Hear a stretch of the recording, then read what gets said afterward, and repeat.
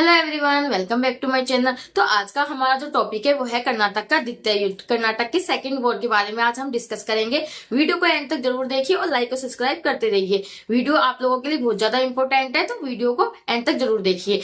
हमने जो पिछली वीडियो में डिस्कस किया था वो क्या किया था, हमने कर्नाटक के प्रथम युद्ध के बारे में डिस्कस किया था, जिसमें मैंने आप लोगों को 4 कैरेक्टर बताए थे। इसमें क्या हुआ था कि अनवरुद्दीन और फ्रांसीसियों के बीच में क्या हुआ था, युद्ध हुआ था। जब अनवरुद्दीन और फ्रांसीसी के बीच में युद्ध हुआ तो इसमें क्या हुआ कि एक तरीके से फ्रांसीसी क्या हो गए थे, जीत गए थे। जब फ्रांसीसी जीत गए थे तो अनवरुद्दीन क्या हो गया था, हार गया था। फिर इनके बीच में क्या हुआ था, एक तरीके से एक्सला सेपेल की संधि हुई थी। इस संधि में क्या हुआ था कि जो मद्रास था वो अंग्रेजों को मिल गया था और फ्रांसीसी को क्या मिल गया था, एक तरीके से अमेरिका का वो जो लुई वर्ग क्षेत्र है वो किसको मिल गया था, फ्रांसीसियों को मिल गया था। आज जो हम डिस्कस करेंगे वो करेंगे कर्नाटक के द्वितीय युद्ध के बारे में। चलिए तो फिर स्टार्ट करते हैं।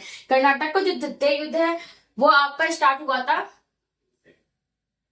1749 से लेकर के आपका 1754 तक। तो कर्नाटक का जो द्वितीय वॉर है वो स्टार्ट कैसे हुआ है, चलिए देखते हैं। ये आपका यहाँ से लेकर के ये आपका क्या है, एक तरीके से प्रायद्वीपीय भारत है, ठीक है। यहाँ पे आपका क्या पड़ता है, एक तरीके से ये आपका पड़ता है कर्नाटक। ये आपका क्या पड़ता है, कर्नाटक। और यहाँ पे आपका एक तरीके से क्या पड़ता है, ये आपका पड़ता है यहाँ पे आपका हैदराबाद। तो ये जो आपका द्वितीय युद्ध जो है कर्नाटक का, वो क्या था कि हैदराबाद और कर्नाटक के बीच में एक तरीके से क्या चल रहा था, संघर्ष चल रहा था। तो उसी का परिणाम क्या है, एक तरीके से कर्नाटक का युद्ध है। तो चलिए फिर देखते हैं कर्नाटक का युद्ध। तो आते हैं हैदराबाद। तो हैदराबाद की जो स्थापना की थी, जो संस्थापक थे वो कौन थे, निजाम उल मुल्क थे। कौन थे, हैदराबाद के जो आपके संस्थापक कह दो तो वो कौन थे, निजाम उल मुल्क थे। निजाम उल मुल्क की जो मृत्यु हुई थी आपकी वो हो गई थी 1748 में। क्या हो गई थी, इसकी क्या हो गई थी, एक तरीके से मृत्यु हो गई थी। निजाम उनकी मृत्यु के बाद क्या हुआ था, एक तरीके से कहानी को बिल्कुल ध्यान से सुनिए। क्या हुआ था कि 1748 में निजाम उल मुल्क की क्या हो गई थी, मृत्यु हो गई थी। इसके क्या थे, 3-4 पुत्र थे, जिसमें कि एक पुत्र था इसका नासिरगंज। कौन था, नासिरगंज। और इसका एक पौत्र था, वो कौन था, मुजफ्फरजंग। तो क्या था कि इन दोनों के बीच में उत्तराधिकार के लिए, किसके लिए,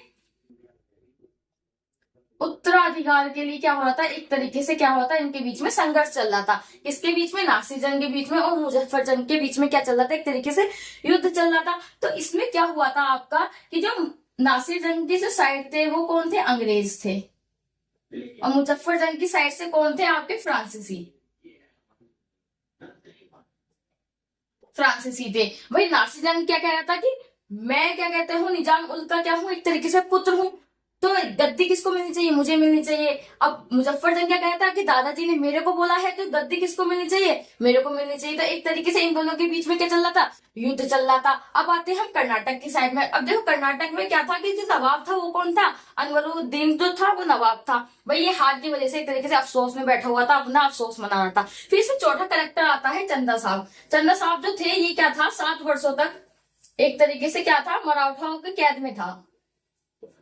इसके बारे में, मराठाओं के बारे में हम आगे डिस्कस करेंगे, ठीक है। तो 7 वर्षों तक क्या था, एक तरीके से मराठाओं की कैद में था। 7 वर्षों के बाद ये क्या हुआ कि मद्रास से आकर के सीधा कहाँ पहुंच गया, कर्नाटक में पहुंच गया। और जब ये कर्नाटक पहुंचा तो ये क्या था, एक तरीके से अनवरुद्दीन का क्या लगा था, ये बहनोई था। एक तरीके से आप लोग तो समझते ही होंगे बहनोई क्या होता है। तो क्या था, एक तरीके से इसका क्या था, अनवरुद्दीन का बहनोई था। तो इसके बीच में भी क्या हो रहा था, एक तरीके से युद्ध हो रहा था। तो क्या था कि अनवरुद्दीन तो आपको पता ही है किसकी साइड से था, अंग्रेज की साइड से था। जब आपको तो पहले इसमें मैंने बता दिया था कि अनवरुद्दीन जो था वो अंग्रेज की साइड से लड़ रहा था। तो अंग्रेज की साइड से जब अनवरुद्दीन था तो चंदा साहिब की साइड से कौन होगा, ऑब्वियसली फ्रांसीसी होंगे, उनकी साइड से फ्रांस होंगे।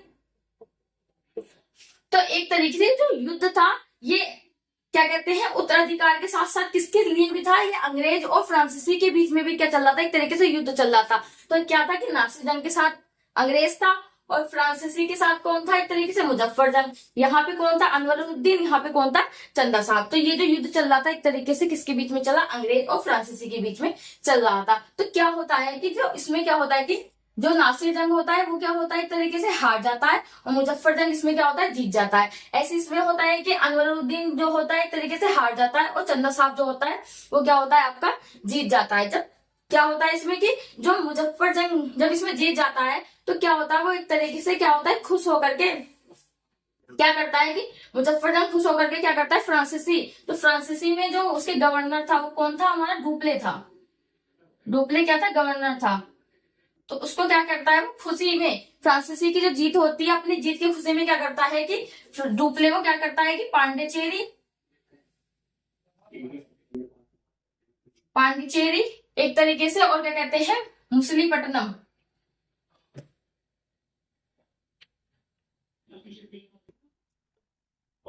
मुसलीपट्टनम क्या कर देता है, एक तरीके से उसको दे देता है, किसको, डुप्ले को दे देता है खुशी में। फिर क्या होता है कि जब मुजफ्फरजंग अपनी राजधानी को आगे बढ़ाने के लिए आता है तो उसकी क्या होती है, बीच में एक तरीके से क्या होती है, मृत्यु हो जाती है। जब मुजफ्फरजंग की मृत्यु हो जाती है तो उसका क्या होता है, इसका निजाम उल का एक जो तीसरा पुत्र होता है वो आता है, कौन आता है, सलावंत, सलावत आता है, कौन आता है, सलावत आता है। और ये क्या करता है, आपका जो इसका तीसरा पुत्र सलावत आता है, ये क्या करता है, यहाँ पे ये जो क्या कहते हैं आपका आंध्र प्रदेश के उत्तरी, आंध्र प्रदेश के उत्तरी सरकार में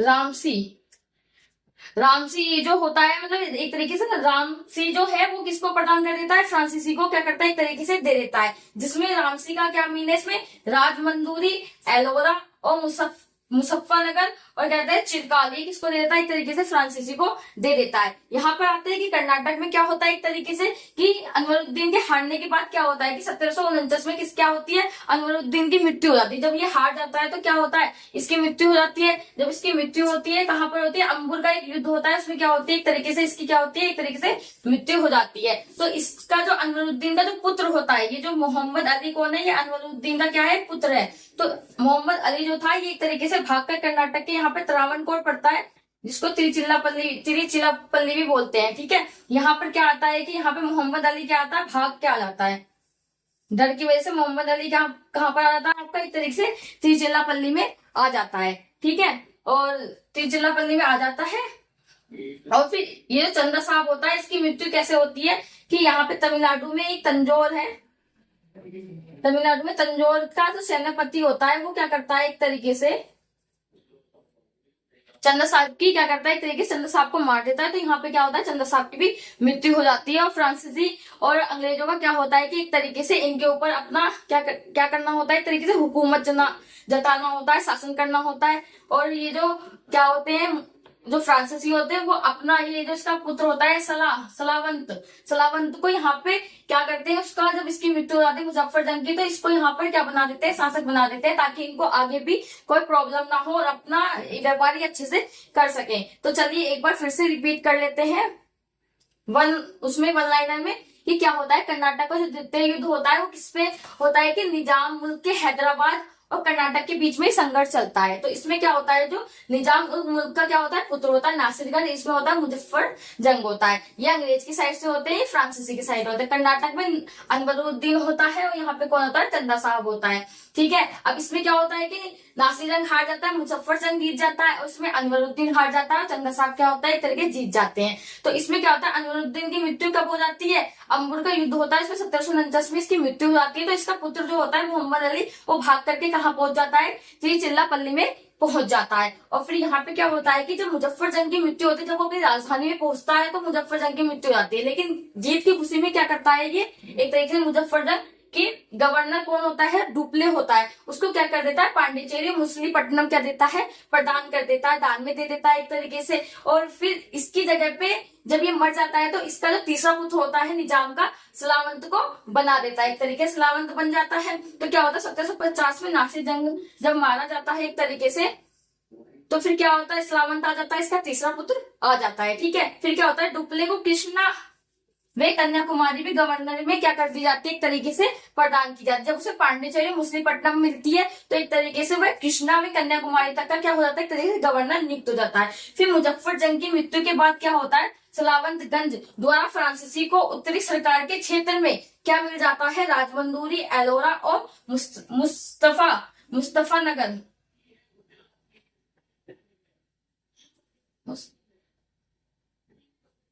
मुस्तफा नगर और चिरकाल, ये क्या होता है, उनको एक तरीके से क्या देता है, प्रदान कर देता है। और इससे आगे जो हम डिस्कस करेंगे वो करेंगे आपका क्या कहते हैं, आपका रॉबर्ट क्लाइव के बारे में डिस्कस करेंगे। ठीक है, आगे ये जो आपका है अभी कर्नाटक का जो द्वितीय युद्ध है, ये अभी आपका क्या कहते हैं बाकी है, आपका भी शेष रह रहा है इसमें थ्योरी सेशन। इससे आगे जो हम डिस्कस करेंगे वो करेंगे रॉबर्ट क्लाइव के बारे में। तो चलिए मिलते हैं फिर नेक्स्ट वीडियो में। Thank you.